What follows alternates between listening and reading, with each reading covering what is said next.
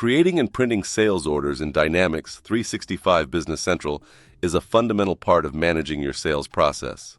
It helps ensure that customer requests are entered accurately, inventory availability is confirmed, and internal teams have the documentation needed to fulfill orders. First, navigate to the Action menu on your Business Central home screen and select Add Sales Order to open a new sales order card. From here, you can enter the order details. Click on the drop-down in the Customer Name field and select the correct customer for the sales order. Then select the matching primary customer number. This will automatically populate the rest of your customer information, including the primary customer name, contact name, created by name, and the default document date, posting date, order date, and due date. Once you have entered all of the customer information and dates at the top of the card, you will need to enter the lines of the sales order. Start by clicking on the drop-down to select the type of line you would like to enter. There are several options for line types, but for this example, we will use items. Click into the next field to bring up a list of available item numbers for the customer you have selected. Selecting the item number will automatically populate the item's description and location code. Next, you'll need to enter the item quantity. If the quantity is higher than the number of items in stock, you will receive a notice at the top of the screen.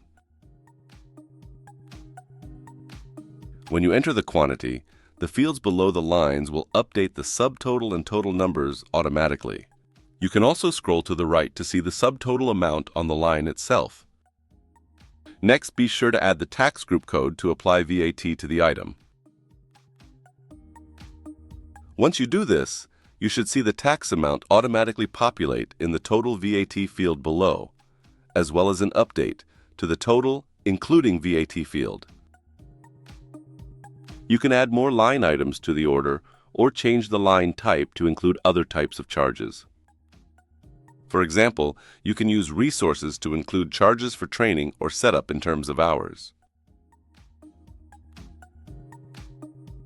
To add a discount to the sales order, you can either enter a custom percentage in the field below the order lines or input a preset discount amount by navigating to the Actions menu, opening the Functions drop-down, and selecting Calculate Invoice Discount. When the pop-up appears, click Yes to apply the preset discount amount. The number will automatically appear in the invoice discount field, and the total amount will recalculate. If you want to add any notes to the order, scroll back up to the top of the card and select Show More. At the bottom of the list of options, there is a box labeled Work Description, where you can add a detailed description to accompany the order. Once you have entered all of the information you want to include on the sales order, it's time to print the order.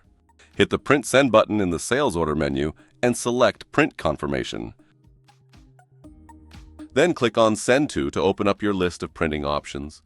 Selecting the file type you would like to print the sales order confirmation to will automatically download the document in the chosen format.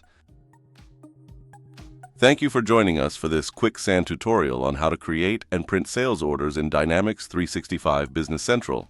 If you have any questions, you can enter them in the comments below or reach out to us directly at info@kwixand.com. Don't forget to like and subscribe for more videos on how to use Dynamics 365 Business Central.